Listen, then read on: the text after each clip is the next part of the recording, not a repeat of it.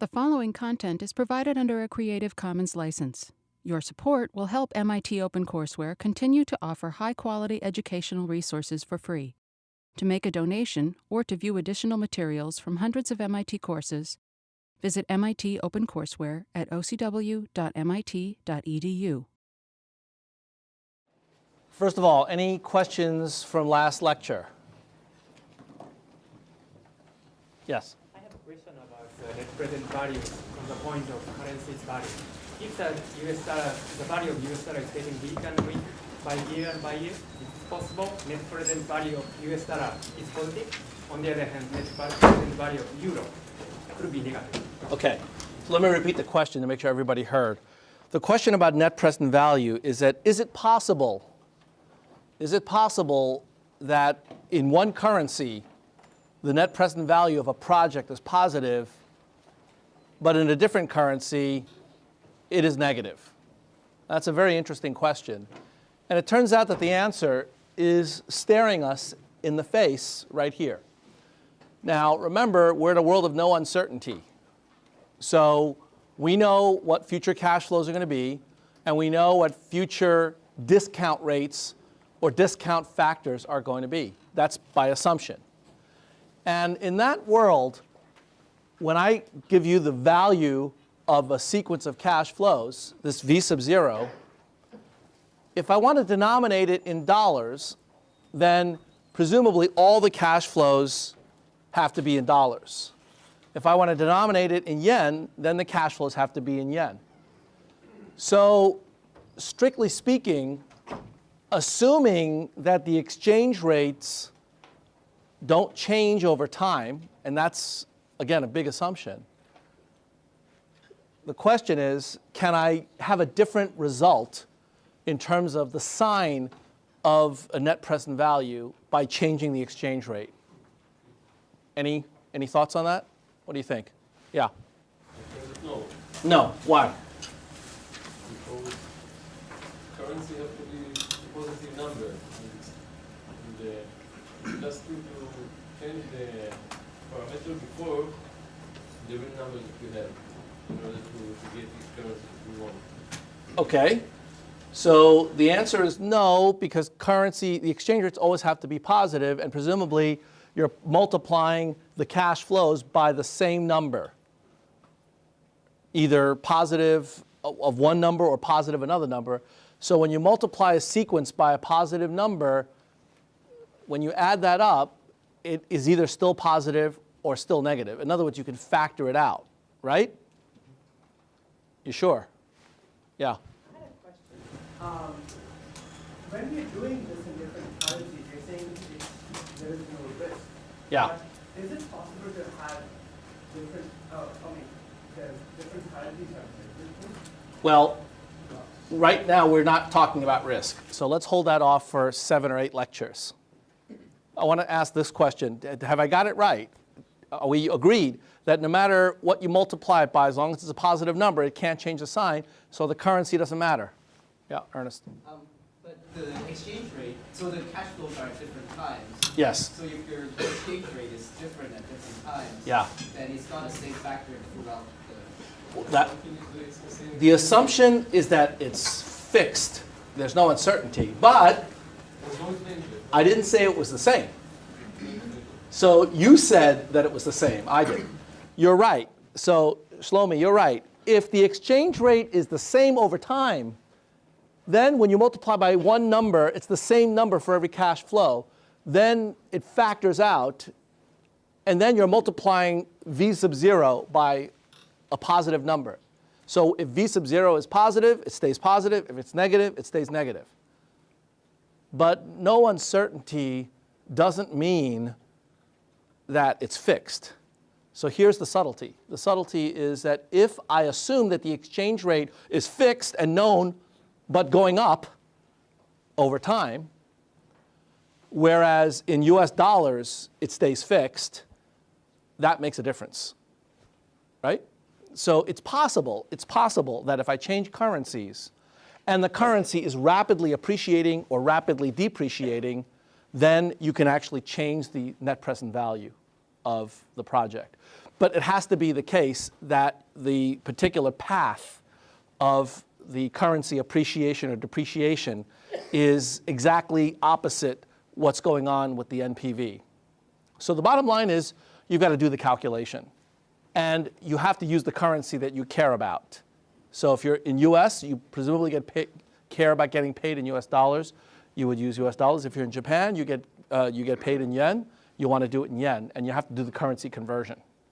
Now, when we talk about uncertainty, that's going to make it much more complicated. It's going to introduce another component of risk in our calculations that has to be dealt with. So we're going to come back to that. But that's a good question.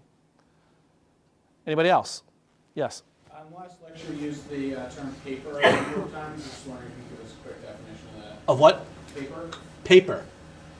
You mean this is a piece of paper? Well, I don't think you were, I think you were commercial paper or you used it in Right. several different ways. So. Yeah, so typically by paper, people mean a security. And commercial paper is a security that is a debt instrument that is basically an IOU. It's like a bond. So we'll come back to that when we talk about fixed income securities. But that's what I mean.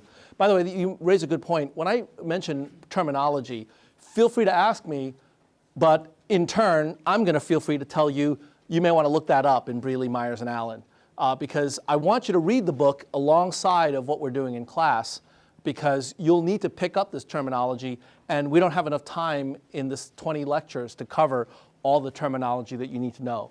So don't assume that just because I haven't covered it in class or that I haven't defined it, that you don't need to know it. The textbook is there to help you with the supplementary material that I would like you to cover. So that's why we assign those chapters. Okay? Yeah, Justin. Last time we talked about the common stock of Freddie and Fannie Yes. being worthless. Then I went home, read a news article, and they said the stock market jumps because they're being bailed out. Right. So is there a simple reason as to why we see such a massive increase in stock market? In the stock market, while their stock has gone down. Yeah. Right. So that seems a little counterintuitive. I'm going to give you a 2-minute answer now, but then I'm going to give you a much deeper answer in about 3 or 4 lectures when we actually apply all of the framework we're developing to pricing common stock. So, as I said, with Freddie and Fannie, there are 2 components. There are 2 sets of issues surrounding those companies. One is the value of the owner's equity, the folks who owned a piece of those companies. What are their investments worth? And the answer is very little. The second piece is that Freddie and Fannie have issued all sorts of IOUs, all sorts of obligations to counterparties. And the question is, what are those securities worth? The government bailing out Freddie and Fannie are basically saying, we will stand behind those IOUs. The shareholders of the company, sorry, you guys lost. The company has not done well. It's suffered a lot of losses. So the fact that you own a piece of the company means that what you own is now worthless. But the pieces of paper that the company has issued, we will assume that obligation as the US government and make good on those obligations. So the fact that those pieces of paper have much broader impact on the market as a whole, the fact that the US government is standing behind those pieces of paper will protect the stock market as a whole, because there's confidence that business conditions will not be as bad as we thought. So that's what explains the fact that the stock market as a whole went up. It's because the market environment has been stabilized. You can imagine what might have happened if Fannie and Freddie were to go under. Their pieces of paper, their IOUs, would be worthless, which means the folks that own those pieces of paper, now they have a bunch of worthless paper. And when that happens, there are repercussion effects for those businesses, and those businesses will end up losing money, which will have repercussions for the entire market as a whole. So the amount that it went up shows how their paper was distributed to all these other companies? It's a combination of how their paper was distributed, but more than that, I mean, there are many companies in the S&P 500, for example, that don't own any of this paper. So why would their stock be buoyed? It's because the business conditions have been stabilized and there won't be any knock-on effects. A good example of this is Lehman Brothers. As many of you know, Lehman Brothers is a big player in these kinds of securities, and they are currently under a lot of pressure. Their stock prices dropped dramatically even in the last few days because they are a big mortgage lender and CDO investor, so they're actually hit pretty hard by all of this. And while the rescue of Freddie and Fannie has had some positive effects on Lehman's stock price, it still is under fire, and a lot of people want to get rid of it. Imagine if Freddie and Fannie weren't rescued. It's almost a sure thing that Lehman would have gone under immediately as a knock-on effect. And if Lehman went under, well, I mean, there are other investment banks out there that might have gone under, and now all of a sudden you have a series of very large companies that do business with all of Wall Street that it has gone under. That's going to have bad repercussions for the stock market as a whole. Yeah. One question. If Lehman, which could still go under, I mean, will the Fed just save any company, like big companies? Well, the short answer is I don't know. Nobody knows. I think that there is a concern that the Fed cannot be viewed as rescuing every possible financial institution that's out there. It's got to stop at some point. Many people said it should have stopped even before the Bear Stearns rescue. So the answer is we don't know. Wait and see, and we'll find out over the next few days. As I said last time, these are very interesting times for financial markets, very, very serious issues that are coming to the forefront literally every day. So we're going to be watching that, and we'll be talking about that. Yeah. I know this is probably out of scope, but what do you think? Where do you think that should stop? Where do I think that should stop? Well, there are a couple of issues that are at the heart of these discussions. The two issues are, how do you balance off the cost of bailing out these large organizations and the implicit moral hazard that it creates, the kind of potential promises that you're implicitly making to future equity holders of these organizations versus letting the market work, against the potential disaster scenario of allowing these kinds of events to spread like wildfire. I don't know how many of you actually know what happens during wildfires, during forest fires, but when forest fires get started, they're actually very difficult to stop. And every once in a while, they try to stop a forest fire by creating additional fires, right? This may sound counterintuitive, but what they will do is around a raging forest fire, they will burn what's called a firewall. That term did not come out of IT. It actually came out of fighting forest fires. They will burn a ring around that forest fire, a controlled burn, where they target very specific set of trees, and they do it in a controlled fashion so that when the forest fire gets to that ring, it burns itself out. And one could argue that we need a firewall around these kinds of events. We need to have certain financial institutions fail and stop the spread of this kind of problem. The difficulty with that analogy is that with a forest fire, all you need is a helicopter to get up there and see what's going on. We don't have a helicopter. There's no helicopter that tells us where the fires are and where the fires may be and where the underground gasoline tanks are hidden for future explosions. We don't know because a lot of this stuff is hidden. So my own opinion is that we are going to need to have at least one or two additional large failures. And people will have to lose money before they understand that this stuff really is risky and that the price you pay for the benefits that you've gotten from these very handsome returns in the years before this kind of an event is the fact that every once in a while, in the parlance of Wall Street, you get your face ripped off. That's the nature of financial markets.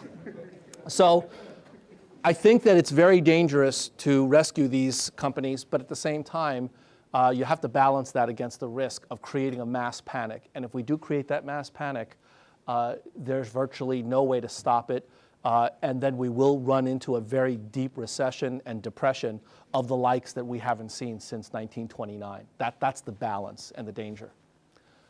Yeah. Yeah. I'm just curious, I mean, you said that you can group and then there's the rest of something. Does that mean that one solution is to prevent anybody from becoming big enough that they can create the definition? Well, that might be, but let me suggest this. Let me put that off for a discussion point until we finish fixed income securities, because at that point I'm going to talk about the subprime problem specifically, and I'm going to use the tools that we develop. Actually, you guys are going to use the tools that we developed to figure out exactly what's happened in these markets, why they're happening, and how maybe we can get around that. So let me not give you my view now. I'd rather have you develop your own views based upon the tools we develop in this course. Okay? Yeah. Because of all this, like you saw Freddie Mac, the CEOs or executives were fired to get a big handsome Right. bio for all their hard work and efforts. Yep. But now, should the market be able to self-regulate itself, or does there need to be regulations put in place, or what will become of all this? Well, that's again a very difficult question to answer because we're not done yet, so we don't know where this is going to end up. I think that there are some very important issues that we're going to have to come back to. Let me put that off for even a little bit longer, because when we talk about corporate finance, we're going to talk about CEO compensation and ask the question, how do we relate compensation to performance, and does it make sense? It turns out that there's some incentive issues such that if we don't do that, if we don't allow them to have these golden parachutes, then it may end up creating weird incentives when things are going well. So every action has some kind of equal and opposite reaction in some other part of the system. And unless you know what that system is, it's hard to figure out the answers to the questions. So by the end of the semester, I'm hoping that you'll be able to come up with answers to these questions. So let me put that off for a little while. Okay, one more clarifying question maybe, and then we can move on. During the Southeast Asian crisis in '97, Yeah. there was this discussion about if the international financial institutions should rescue or not these countries, and because of the moral risk moral hazard it would create. Right. And they decided they should, so if they rescue them and we survive, that's good. 10 years later, Latin America went into a crisis and the same discussion started. And the international financial institutions led by the United States decided not to rescue them. So we went into a crisis. And so I see now there's a clear sort of moral hazard here, because it's a state, and it will affect everyone. It will not only affect the states. That's right. Yeah, that's a very serious issue, but I would argue that issue actually goes it goes to an even broader set of issues that have little to do with economics and finance, but political and social issues, which I won't comment on in this class, but which are important for determining those kinds of policy questions. That's one of the things that I'd like to get across to you in terms of thinking about these issues, which is that there are multiple aspects to every issue. And rather than trying to come up with a single answer, what I would propose that you might do is when you think about a challenge like this, first of all, you try to identify the different issues and then come up with an answer for every single perspective of that issue. So for example, in the case of Latin America, there's certainly the economic issue and moral hazard. That's an important one. But there's also a political and social issue, which is that if you don't bail out countries that are in need, that's a recipe for creating social unrest. And if you don't do it, there's some dictator waiting with guns and other interesting possibilities for the people to try to take over. But we do have them now. That's right. And it's not rocket science. I mean, people are looking for solutions. And if you can't offer one, they'll go to the next person that has one. Whether or not it's true or false, they will try to come up with some kind of leadership. So how do you balance off the economic considerations against the political and social? That's not something that an economist can answer, so I won't even try to begin. And by the way, my opinion is no better or worse than anybody else's, so I won't waste your time with that. But what I would suggest is, from looking at these issues, first of all, try to think clearly about what the economic issues are, and then what the social and political issues are, and separate them out. And then you can answer each of those questions in isolation, and at the end, decide on how you want to balance these kind of considerations. But don't use economics to try to answer a political question, and don't use politics to try to answer an economic question. You should use the tools that you have to answer the questions that those tools are designed for. And in the case of Latin America, I would argue that's a very complex set of issues that economics alone cannot answer. You know, the economic answer, never bail out countries that are failing because you know, you'll create moral hazard and increase the cost of borrowing for future generations in other countries. That sounds good until you see what happens when you don't, and you get these socialist dictatorships that end up creating all sorts of dislocation for the people in the country. I mean, that there's a very big cost to that as well. And I'm going to have to beg the question about how you balance those costs against the benefits. Again, that's something for politicians and for voters to hopefully to decide. Yeah. Which? The article that was there. So I guess it's not yours. No. Sorry. But it actually says that Paulson Lyndon LaRouche has denounced the United States Treasury for unlimited bank bailout announcement today against the that sounds it sounds good, but that wasn't my handout. So that might be my handout in about 3 weeks, but we have work to do now. So let me stick to that, and we'll come back to these interesting issues. But I want to give you the framework and the tools to be able to think about them. Okay. So let me continue on. This is lecture 3. And we're going to continue looking at present value relationships and the time value of money. Last time, we were left with the expression for the value of an asset as simply being equal to the cash flows discounted with the appropriate discount factors, where I've assumed, for simplicity, that the discount rate between 1 year and the next is constant and given by the interest rate or discount factor, or cost of capital, or user cost, or opportunity cost, R, okay?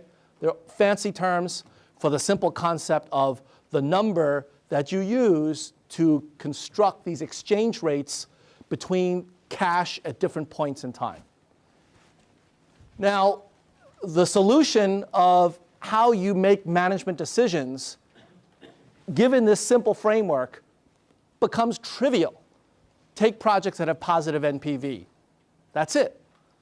When you figure out what the value of a project is as a function of all of these exchange rates, you calculate what the present value is, and if the cost of the investment is included as a cash flow, possibly a negative cash flow, you've got the net present value. And for things that are positive NPV, you want them, you want to take them.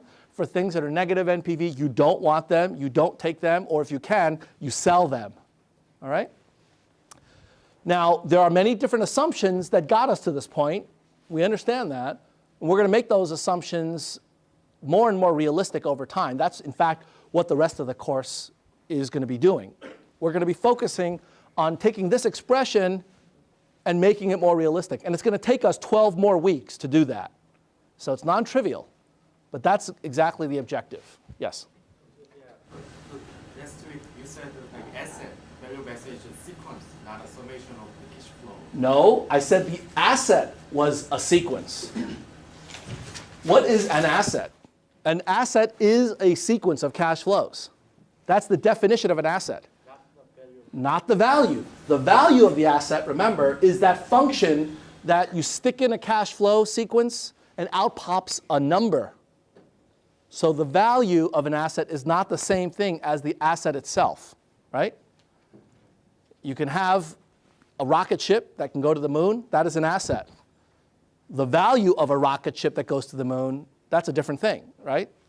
You need to have this V function in order to figure out the value of an asset. But I can't really talk about the value of an asset unless I've defined the asset to begin with.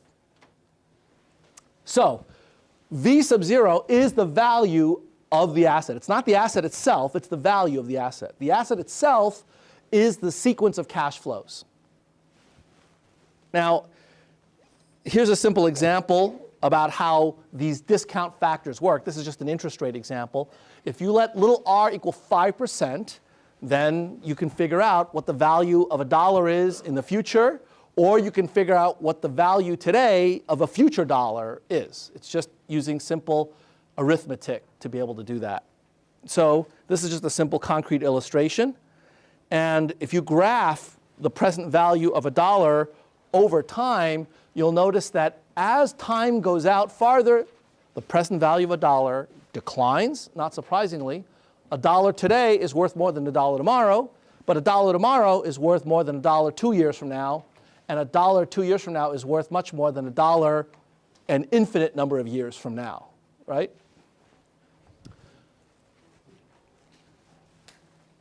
Now here's an example of how you use this valuation approach. And the problems that we handed out last time will give you practice in how to think about present value. So I'd urge you to do those problems to make sure you really understand these concepts.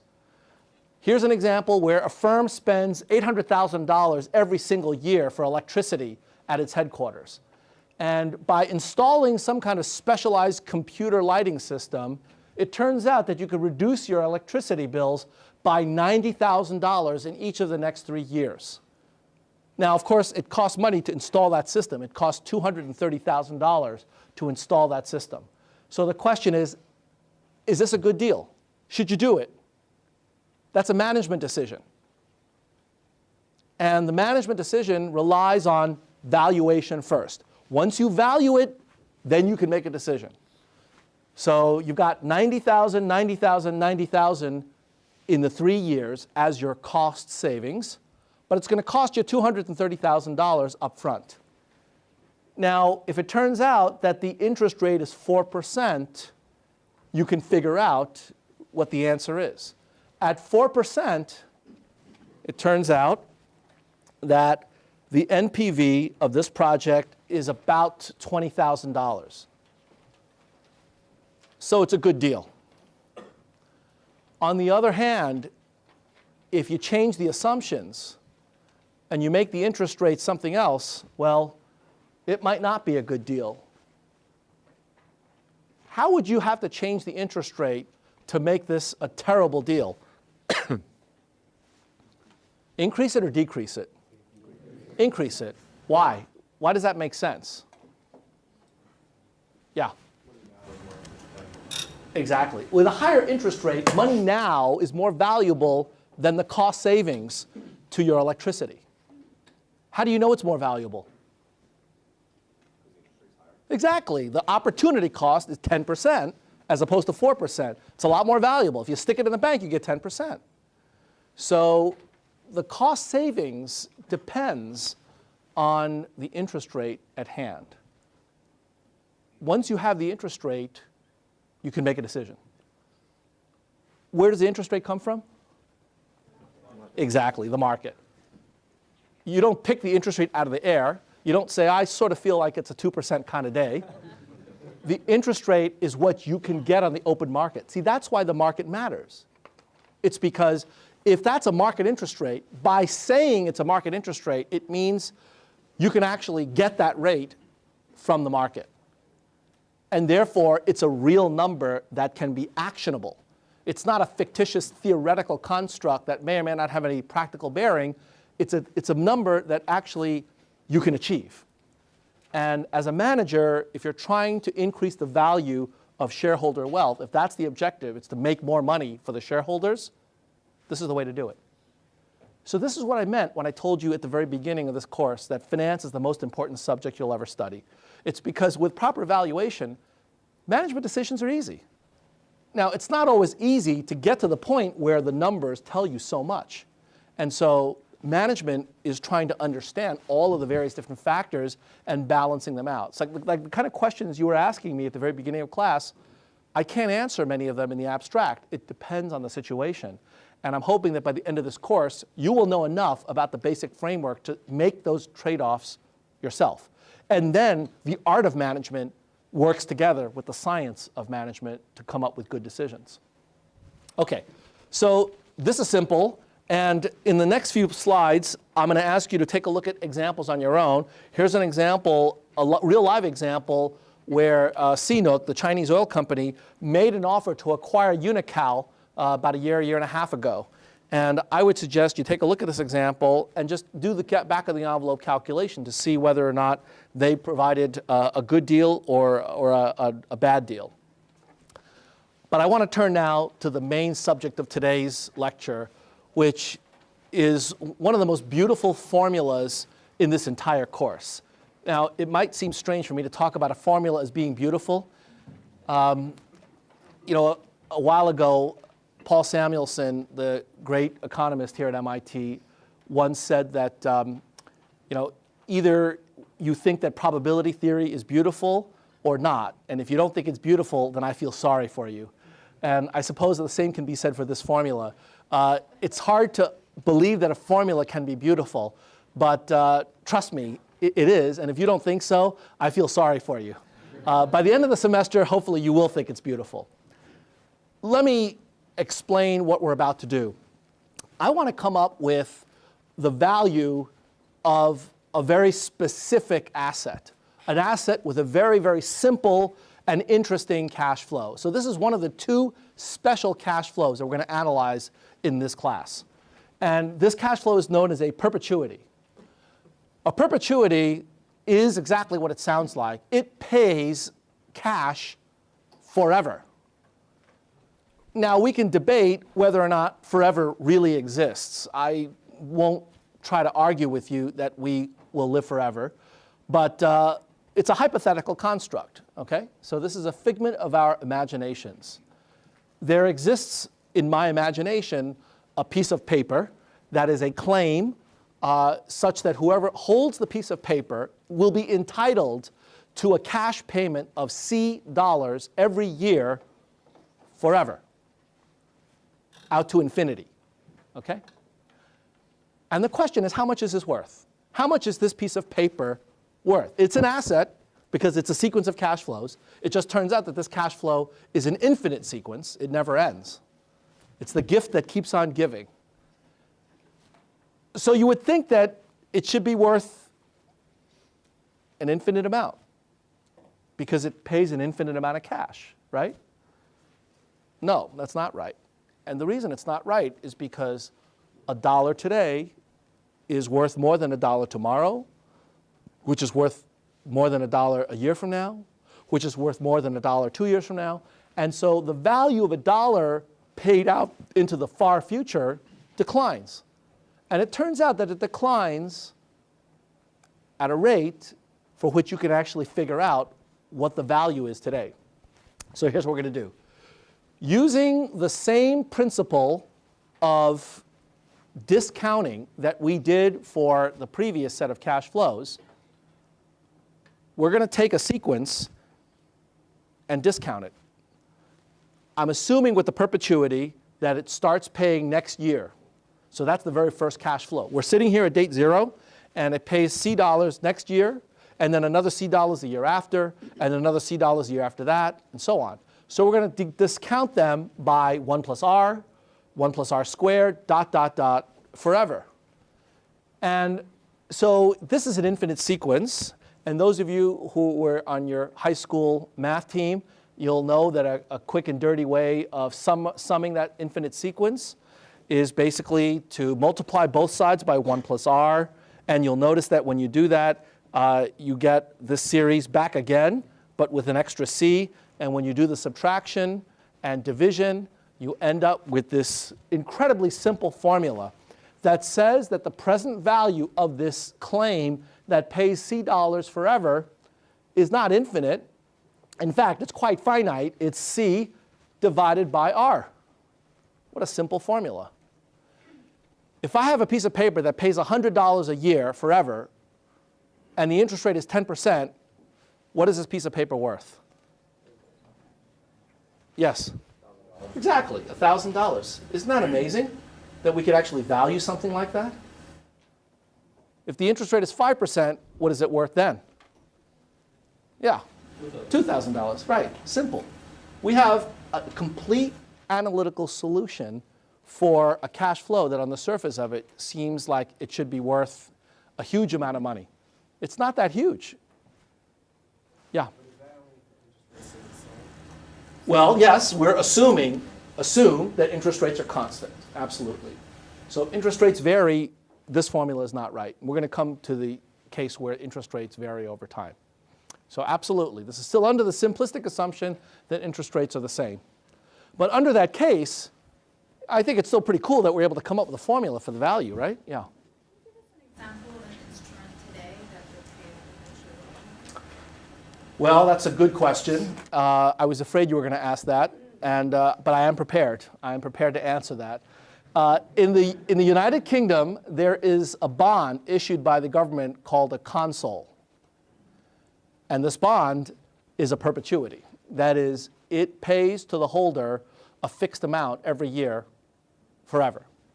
Now, in that case, forever means as long as the British government is still in his existence. You know, it's still around. So, but that's an example. And that trades today? Yes, absolutely. It trades. You can buy it, sell it, observe the price. Absolutely. Yeah. Yes? So, in that particular case, how do you figure out the interest rate for something that is, because if you look at interest rates, they vary specifically. Yeah, right. Good question. Where do we get the interest rate? The market, exactly. So you can either get it from the marketplace. So I have a piece of paper. It pays $1 a year forever. Who will pay me $5 for this piece of paper? $6, $7. I'll auction it off to the highest bidder, and that price will translate into an interest rate determined by the marketplace. So the short answer is the market. Now you're asking me probably a deeper question, which is where does that come from? Because there are all sorts of factors like, you know, future famine and plagues and wars and all these other issues. And the answer is it's an approximation that market participants make and they're willing to live with, right? I'll give you an example. A few years ago, Walt Disney, the entertainment company, issued bonds, corporate bonds. They were 100-year bonds. They were going to mature in 100 years. Now, I don't know how many of you are high school math team jocks, but if you are, one test is to ask the question, with this infinite series, if you take it out to 100 terms, instead of all the way out to infinity, what percentage of the total market value will you capture? It turns out that 100 terms is pretty darn close to infinite in this grand scheme of things with the interest rates that we use. So that's an example where when they issued that bond and they auctioned it off to the market participants, whoever bought those bonds, whoever the highest bidders were, they set the price. Once you have the price, you can back out and calculate the R. In fact, let me ask you this. If I tell you what C is $100, and I tell you the market price, say it's $500, what's the interest rate? Can you figure that out? Yeah. Right. Exactly. It's basically determined. So the market price for an instrument like this will give you the market's assessment of what that interest rate is. Are you saying that, given that you have PhDs working on this, how you price an opportunity is no different from how you price the auction the first day as well? Raise your hand at what point they're bidding. Well, let me repeat the question in case people didn't hear. The question is, am I telling you that, that with all the PhDs out there, there is nothing more sophisticated in terms of pricing these instruments than simply auctioning them off as we did to a bunch of MBAs? Well, first of all, I wouldn't denigrate MBAs that way. I would argue that the PhDs who are doing research are ultimately advising the MBAs as to what to bid, and then the MBAs take into account the business considerations as well as the analytics. And so it's actually a highly complex and sophisticated process by which the bidding occurs. In other words, you're not getting amateurs doing it, you're getting professionals who know how to price these things. That said, are they going to make mistakes? Absolutely. So market pricing is an imperfect mechanism, but the imperfect mechanism actually works pretty well, and so far nobody else has figured out anything that works any better. So, yeah. So wouldn't that also be assuming that you have only one buyer, the top buyer sets the price, it's the winner's dilemma, and you have one buyer, and so since, for example, you're talking about that British bond, obviously they're not just issuing one to the highest bidder, they're going to issue. So the question is, isn't there a problem in terms of the auction if what we're doing is determining the price based upon the highest bidder? Because the highest bidder is typically the individual that's the most confident, or it's possible that that particular bidder knows something that the rest of the market doesn't. So I don't know which of those two possibilities might be the case. It depends on the market circumstances.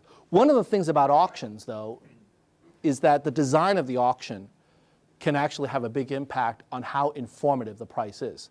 So the standard auction is actually very, very complicated in terms of the various incentive effects. But there are more intelligent auctions that are designed to elicit true responses based upon not just anxiousness to win, but on what the economic valuation is. In fact, there's an example of an auction that works something like this. You have bidders bidding for a particular commodity. And it turns out that the highest bidder wins. But the highest bidder will pay a price that is the second highest bidder's price. So that actually has a very interesting incentive in the sense that it ends up forcing you to actually reveal your true preferences. And we'll come back to that as we talk later on about market mechanisms and pricing. Yeah? I've seen also pricing mechanisms in auctions, for example, for public contracts. Yeah. In which they do the average and they rule out people who have more than 15% deviation from that. So if you really go for a very low price, it's interpreted that you're like dumping. So you're kicked out of the auction. That's right. So there are mechanisms to try to make the auction smarter. And that's one example, another example of that. But we're going to assume for now that the auction mechanism produces a good price. Later on, after we figure out how markets work, we're going to come back and question that. And at the very end of this course, I'm going to question all of this and confront you with empirical evidence that describes psychological biases that all of us have, that are hardwired into us, that would make you think that markets don't work well at all, and will give you a framework for thinking about those two kinds of phenomena. Yeah. So just out of curiosity, how well, would you, if we went 50 years back, would you have bought this perpetuity bond at the market price? Do people's bids reflect the actual interest rate over time? Okay, the question is, do people's bids actually reflect interest rates over time? Well, remember that market conditions are changing. So the question is, do they reflect people's information as of when? I mean, you never step into the same river twice. So what you bought last year at last year's price may have no bearing on what you're willing to buy at this year's price, right? Things change. So I'm not sure that that question is well posed. At every point in time, if an individual will pay this C divided by R for a security that pays C forever, that's the fair market price. Now, in the future, if interest rates change, the price will change. But what this does say is a very interesting point that I think you're getting to, which is that suppose that C never changes by contract. If interest rates never change, then this security will never change in price. It will have absolutely no price growth. So here's an example where you buy a piece of paper. Let's say the interest rate is 10% and C is $100. You pay $1,000 today. If next year the interest rate is 10%, this piece of paper is still worth $1,000. And then 5 years from now, if the interest rate is 10%, the piece of paper is still worth $1,000. Does that make sense? Does that seem to suggest that you got stiffed because you bought a security and it didn't grow in price? In fact, the rate of return on that security is 0, right? And you have a $10,000 payment. Or $100 payment. Right, you have one coupon payment plus every year. Right, exactly. So it's wrong that the return is 0. the price return is 0. There's no price growth. But meanwhile, every year you've been getting checks for $100. And if the piece of paper was $1,000 and you've been getting checks for $100 every year, what's your annual return? 10%. What's the interest rate? Oh, funny how that works, huh? That's great. You get a 10% return. Why? Because you're holding this piece of paper that generates coupons, and the coupons end up giving you a 10% rate of return because the price of the security is those coupons discounted at 10%. Nothing magic about it. It all adds up. It all works together. Okay? Yes? What happens if the C increase is like the same rate? For example, the company... We're going to get to that. Yes, we're going to get to that. That's my next example. Let me hold off on that. I want to make sure everybody understands the perpetuity, though. And then we're going to get to the example where C changes. Okay. Now, to your example. What happens if C changes? In fact, let's be optimistic, and let's say that C grows. So not only am I going to pay you something forever, but that something, I'm going to let that grow by a rate of growth of G.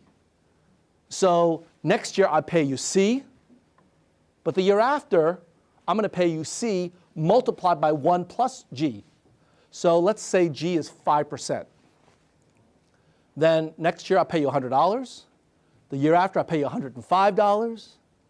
And the year after that I'll pay you whatever 1.05 squared is times 100, and so on. Now, what is this piece of paper worth? And if you do the same kind of high school math team trick and solve for the present value, you get an answer. PV is equal to C divided by R minus G. R minus G. So you subtract this growth rate. Now, when you subtract the growth rate, that makes the denominator smaller, which makes the whole thing bigger, which is the right direction because you're getting a cash flow that is not steady over time, but it's growing over time. So it should be worth more. And it's worth R minus G more, right? Now you notice I have a little condition at the end of that. R has to be greater than G. Why do I have that condition? Yeah? Otherwise, the price will go up and up to infinite, and the present value will be infinite, not converging to 0. That's right. So let's suppose that R equals G. Let's see what happens. If R equals G, then the infinite series on top, C divided by 1 plus R, plus C times 1 plus G over 1 plus R squared, that's just C over 1 plus R, because I'm assuming G and R are the same, plus C over 1 plus R, plus C over 1 plus R, plus C over 1 plus R. I have an infinite number of C over 1 plus R's. And C over 1 plus R is a finite constant. The sum is infinite. So at some point, that's going to exceed total world GDP, and then beyond it, and then the other planets of the solar system, and so on. What's going on here? Why is it happening? Anybody give me the intuition for what's happening? Because the numbers are going smaller and smaller if the denominator is bigger than the denominator. Right. So it converges to 0, the amount of money that you will get in 100 years or 200 Right. years. Yes. And if it's the opposite way, it's Yeah. only growing. Then. That's right. It's growing. But what's the intuition for why that can't persist? It's almost like eliminating the time value of money. Right. It's the same. That's right. It's basically working against the time value of money because the numerator is growing as fast as the denominator is growing. So what it says is that the cash that you're presumably going to be paying to somebody is actually increasing at the exact same rate that the discount rate is growing. So there's no way to sustain that forever. You can't do that forever. So it has to be the case that the amount that the cash is growing can never exceed the discount rate. Now remember, these are all theoretical concepts where I'm assuming the growth rate stays the same forever and the interest rate stays the same forever. This doesn't rule out for short periods of time growth rates exceeding interest rates. You just can't do it forever. For the last 15 years, China has been growing at a rate of approximately 10%. Their entire economy has been growing at 10% a year for every single year over the past 15 years. That can't persist. If it did, not only would we all be speaking Chinese, but all of the planets in this entire galaxy would end up speaking Chinese. I mean, growth rates cannot persist forever. But here we're assuming that this growth rate is an infinite growth rate. It applies forever. So in that sense, it has to be smaller than the discount rate. Question? No. Okay. Wouldn't be if the rate was less than the growth rate, you just had a negative value, because the security would be growing less than the rest of the world, and therefore it would be negative value. Well, there are a couple of problems with that. So the question is, what happens when R is actually less than G? Right. You would think that that gives you a negative number. In fact, it doesn't, because there's a discontinuity at 0. And so this formula is actually, doesn't even apply.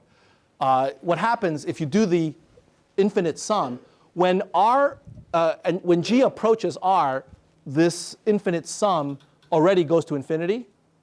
When G gets above R, it gets to be even more infinite, whatever that means.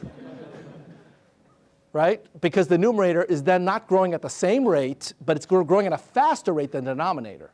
So the formula, you wouldn't even get the formula, because now you're dealing with infinities. Okay? Right. Right. Then you would get a negative value, would be competitive. It would just be an infinite value, but an even bigger infinity, whatever that means. And so this formula really only holds under this condition. If it were equal to or negative, this formula just would not be appropriate. You'd have to go back to that formula, and what that formula would show you is that you're getting an infinity. Okay? So that's a perpetuity, and we're going to use this, by the way. This may seem kind of theoretical, but trust me, it's going to come in very handy when we start pricing bonds and stocks. So we're going to use this in quite a bit. Now, I want to tell you about a formula that is my second favorite formula in this entire course. And in a way, this is much more practical, and it's very closely related to the perpetuity. This formula is a formula for an annuity. An annuity is a security that pays a fixed amount every year for a finite number of years, and then it stops paying. So an example of an annuity is a bond. Another example is an auto loan. Another example is a mortgage. And I think I told you that this mortgage valuation formula is one that you're going to use when you start thinking about making a home purchase decision. And it will actually be this formula exactly that you're going to need to use. Question? When I was reading the definition in the book also, yes. Just one question. The principal is returned within these payments or at the end? Let me talk about that later. Right now, we don't know what principal is. So when I talk about bonds, I'm going to come back to that. Okay? So let's not get ahead of ourselves. I want to make sure we understand the formula, and then I'll come to that. That's an important point that we're going to get to in about a lecture and a half. Okay? Okay, so let me explain what a perpetuity and an annuity are in relationship to each other. A perpetuity pays a fixed amount forever. An annuity pays a fixed amount for a finite period of time. So there's a relationship between the two. And in particular, you can think about the value of an annuity as the value of a perpetuity where you only get to have it for a finite period of time, right? Let me explain. An annuity, the value of that is given by the expression on the top line, right? C for T periods, discounted at the appropriate discount rate. Now, it turns out that you can come up with an expression for what that present value is, again, using the high school math team kind of an approach, right? You simply multiply both sides by 1 plus r, and then you solve for the present value, and you get an expression that looks like this. Well, this looks an awful lot like it's related to the perpetuity formula. You got the C over R here, but then there's some annoying other terms over here. So let me give you a thought experiment that will show you how to derive this formula in less than 1 minute without any kind of high school math team tricks. And the experiment goes like this. Suppose that you want to create an annuity, but you don't have an annuity at hand. Well, one way you can do it is to buy a perpetuity, hold it for T periods, and then get rid of it and sell it. Right? Now look at the cash flows that you get. If you were to take a perpetuity, which is the top cash flow, and you would subtract from it a perpetuity as of date T plus 1. So you've gotten rid of the perpetuity at this point. When you take the top cash flow sequence and you subtract from it the next cash flow sequence, you get the bottom cash flow sequence, which is just an annuity, right? So an annuity is a perpetuity on borrowed time. So what is it worth? Well, it's worth whatever it is to buy an annuity, buy a perpetuity, excuse me, hold it for T periods, and as soon as it pays off in that Tth date, you sell it. Okay? So what's it going to cost? What's the value of that? The value of that is,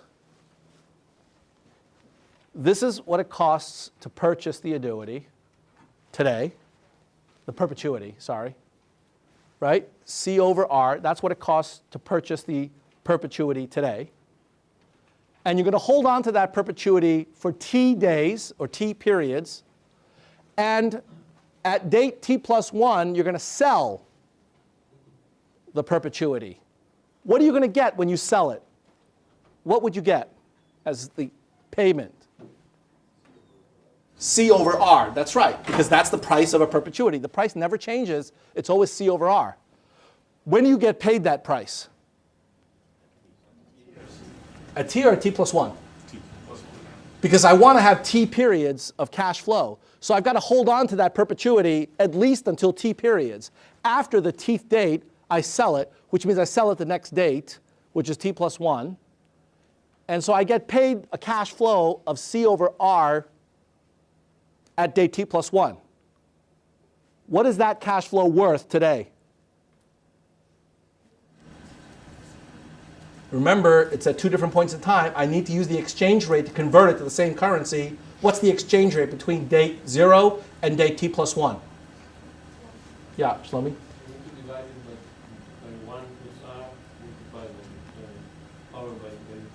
By T or by T plus 1? Not close, but no cigar. It's T plus 1. Why T plus 1? That's the period where you're getting paid. That's the period where you're getting paid. So let's go back and remember, first thing you do, draw a timeline, right? So here's the timeline. And you see why it's confusing. You know, I don't blame you for thinking it's T, because I said T periods, and you're going to sell it after T periods. But when I say sell it after T periods, if it's after T periods, it's T plus 1.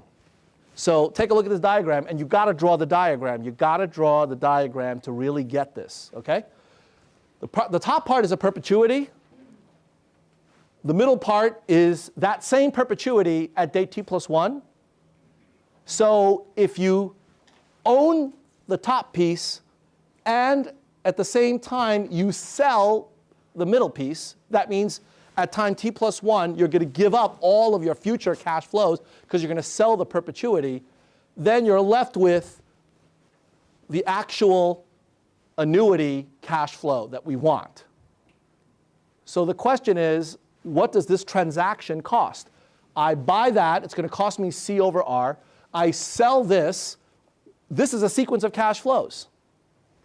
So if I'm selling a sequence of cash flows, I'm selling that value. I'm going to receive that value as payment. So it's going to reduce my cost.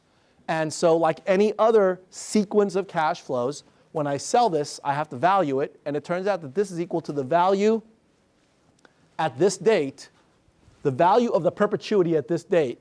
And what is that value? C over R. And if it's C over R at this date, what is the value at this date? I got to discount it by 1 plus R to the t plus 1, because it's t plus 1 periods going back. Okay? Well, actually, sorry, t periods, the convention is a little confusing. It's t periods because you're at t plus 1, and you want to figure out what the value is. And the value of the perpetuity at t is a perpetuity that starts paying off at t plus 1. So you're right, it's t, but you're discounting it as of the payment as of t plus 1. Okay? How many people are confused? Okay. Yes. Let me do this on the board. Right, exactly. Let me do this on the board because the notation is confusing. Let me just switch on the light. Whoops. Okay.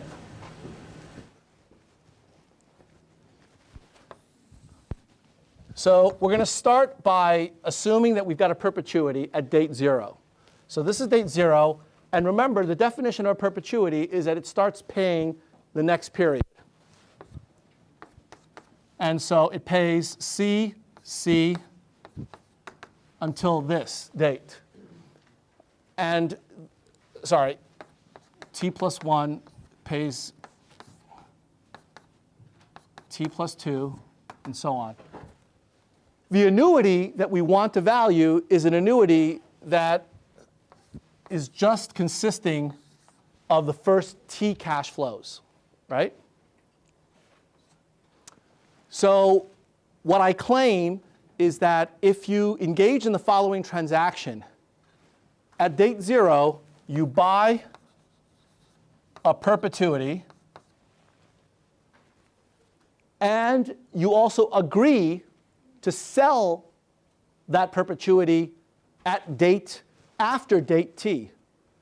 So you sell after t. What that means is that you will hold on to the perpetuity until it pays you C dollars. And as soon as it does that, after it does that, you sell it. Now, when you sell it, what do you get for it? You get C over R. But the question is, when do you get that C over R? If you have a sequence of cash flows that starts in year t plus 1, then the value of it at date t is C over R, right? Because a perpetuity, by assumption, is a piece of paper that starts paying off not today, but next year. So if it starts paying off next year, for every single year thereafter, the value at that point is going to be equal to C over R. Any questions about that? Okay, so we've now established that when you sell these cash flows going out into the infinite future, the value at date t is C over R, right? And therefore, if the value at date t is C over R, what is the value at date 0? You have to bring it back to date 0. You're discounting it by t periods. So it's C over R times 1 over 1 plus R to the t. That's what you get when you sell this perpetuity. And what you paid for it is C over R. So the value of this particular set of actions that you've engaged in is C over R minus C over R times 1 over 1 plus R to the T. That's the annuity discount formula in a nutshell. And this formula is the basis of how you figure out your mortgage payments, because a mortgage is where you have an obligation every month to pay something to the bank in exchange for a pile of money, the money that you use to buy your house. And the first time I was buying my house, I actually went through this transaction. I decided that I was going to just calculate this myself because the interest rate was not exactly given by what was in the particular banker's table. So I went to the mortgage company, so it was a bank, and I think the interest rate that day was something like, I don't know, 8.5 or 8.75%. And it turns out that the table, this book that had all of these calculations, all of these numbers, didn't have that interest rate. It didn't have 8.75. It had 8.5 and 9, but it didn't have 8.75. And so I just used this formula, punched in a few numbers, and I got my monthly payment. And I told the banker, well, this is what I'll pay every month. And he said, well, you can't just do that. I said, well, what do you mean? And he says, well, I don't know that that's the right number. We have to wait for my, the senior vice president to tell me what the right number is, and because we don't have the book. And he contacted the senior vice president, and it turned out he didn't have the book either. So they had to call the main branch, and somebody had to look it up in this book. And sure enough, when they came back with the number, it was my number down to the fourth decimal place. And so he was amazed, like, wow, how did you do that? This is, this is amazing. You're incredible. It's incredible if you don't know this very basic secret. So you're going to do this. You're going to do this in the problems. You're going to calculate mortgage payments, auto loan payments, consumer finance payments. All of it is based upon this simple formula. And you can construct tables, as people have done, of what are called annuity discount factors. So the annuity discount factor is simply separating the interest rate from the cash flow. And so when you're going out for a mortgage, the amount that you're borrowing, you borrow $200,000 for your house, that's the left-hand side. Your monthly payment, C, that's the right-hand side. And the prevailing interest rate, that's the R. So if you know the annuity discount factor, which is based just on the interest rate, and you know the amount of the loan that you want, PV, you can divide and figure out what your monthly payments are, or vice versa. If you have a particular set of cash flows every month and you have an interest rate, you can figure out what your total value of that loan is going to be in terms of market terms. And so once you have this expression, you can use a simple table of numbers to calculate these annuity discount factors, and then you can compute mortgage payments yourself. So this is the kind of number I was talking about. Given various different interest rates, you can come up with these particular annuity discount factors. And once you do, you can calculate monthly payments very easily. So you only need one set of tables. And for any kind of mortgage, for any kind of consumer loan, you can compute the monthly payments, right? Whether it's an auto loan or a mortgage, it doesn't matter. What you need is this table right here. Now, nowadays, we can do it in Excel. It's not a big deal. But still, you should know what the underlying basis is for those calculations. OK. Now, before you finish this, I would like you to take a look at a few examples. I've given you some here, numerical examples. And I want to close this class with a discussion about compounding, and then next time finish up with a discussion of inflation, because I don't think we'll have time to do both. Compounding is a matter of convention.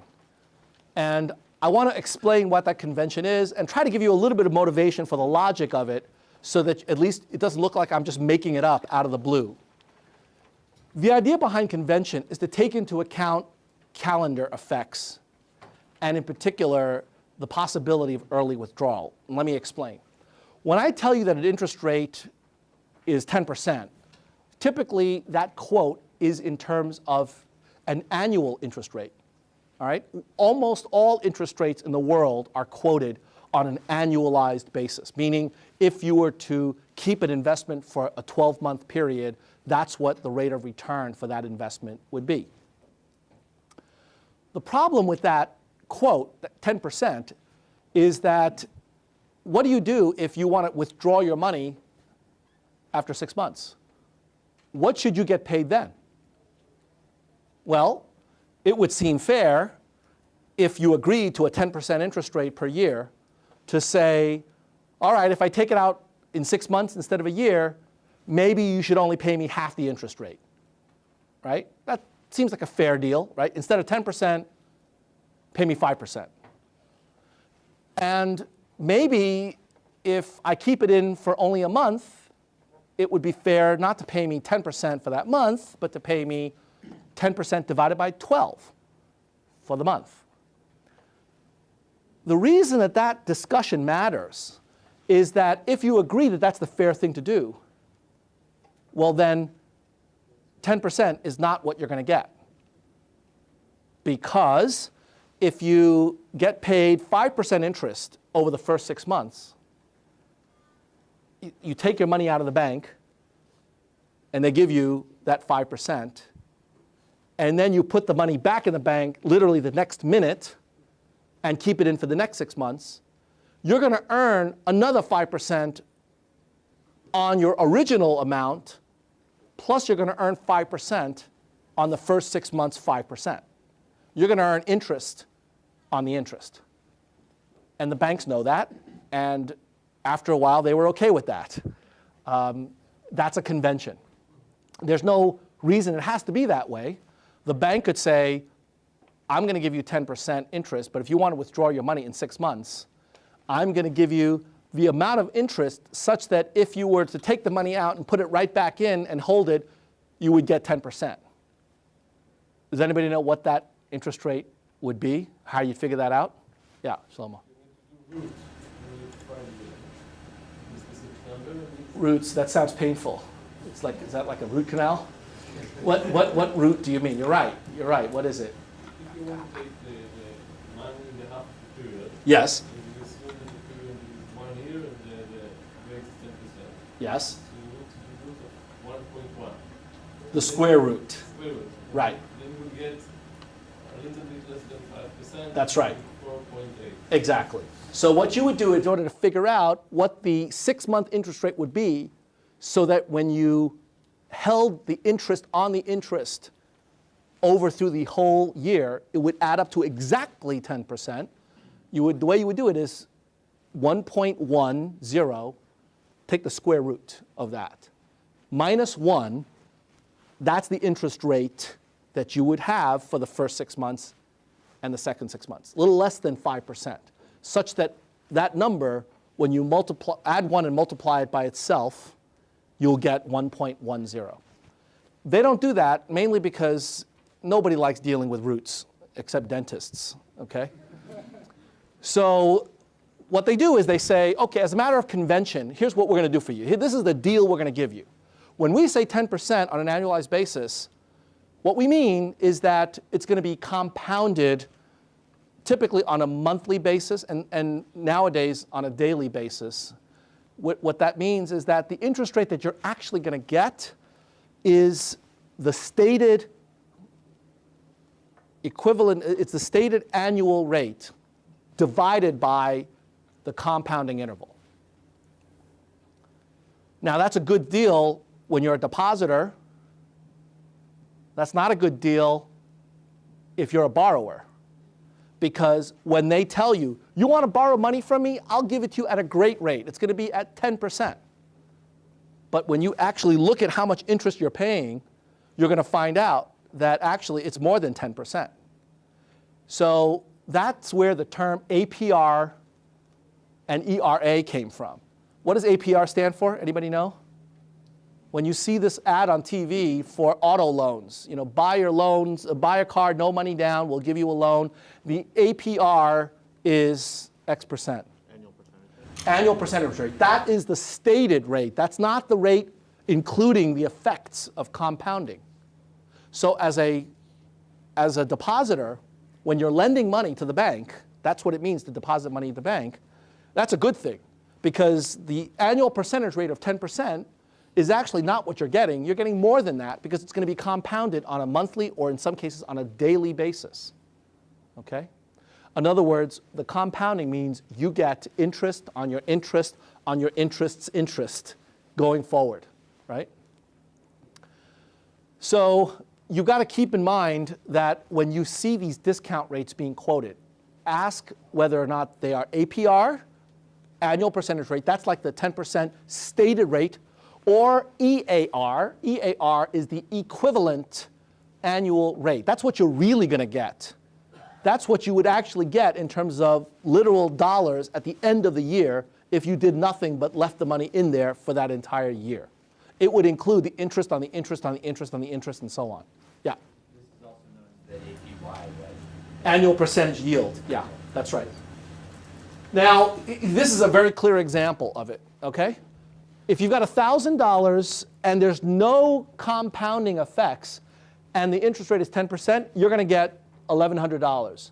If you compound twice a year, which is what the old banks used to do because they didn't have calculators in those days and it was kind of hard to compute these numbers, they would compound it twice a year, and so you would get credit for the interest, and then you would get interest on that interest as well as on the original deposit or principal. Then that turns into $1,103. So being able to compound more frequently gives you an additional bonus, right? Not much, $3. But if you think about this as billions of dollars, this starts adding up to be real money. Now, if you compound on a quarterly basis, it's $4. If you compound on a monthly basis, it's $5. That's actually starting to add up to something important, right? Yeah? Give all banks incentive to compound on exactly the same period, because otherwise you are going to be offering people a lower rate to pay out the same amount. Well, I mean, I think it's 6 of one or half a dozen of the other, as they say. Banks will compete with each other to offer ultimately what the market rate is. So they won't play any tricks with this kind of stuff. Some banks did play tricks with this early on in the early days of banking. That's why banking is such a highly regulated industry, to make sure that no funny business goes on. And frankly, that's why banks are forced now to tell you whether it's an APR or an EAR. It's a truth in lending kind of a commitment that they are now being forced to make. So nowadays, when you get an auto loan or a mortgage, they have to tell you, yeah, this is APR, this is the annual percentage rate, but your actual rate earned may vary. And it may vary because of compounding effects. And if you ask them what the effective annual rate is, they're obligated to tell you. Yep. So actually, they are not disclosing all the information because with APR, you also need to know the compounding rate. But it's now taken for granted that compounding happens on a daily basis. So that's a given. Okay, any questions about that? Compounding does, yes. For checking accounts, for savings accounts, yes, it's daily. And you know why? It's because they allow you to take out money on a daily basis. So if they didn't do it on a daily basis, they'd have to figure out on a one-off, if you were to take your money out in the middle of the month, and I was to take my money out after the first 3 days, and you were to take your money out after 5 days, they'd have to do all these custom calculations for each of those circumstances. So now they do it simply. They say, fine, we're going to give you interest every day. Every day we're going to compute your interest. So whether you come or go, you will figure out when you get the interest. For certain market applications, people compute interest intraday. Like the number of hours you borrow money, they will calculate interest. There are cases where you need to borrow money only for 4 hours or 3 hours. This sounds like, I know it sounds like drug money, but that's not what I'm talking about. There are cases where you need very, very short-term financing and you need to borrow the money. And in those cases, they compute it on a minute-to-minute and in some cases on a continuous basis.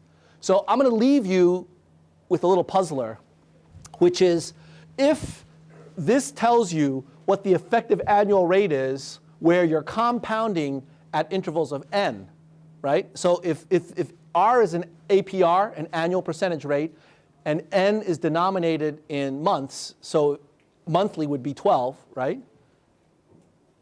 What would happen?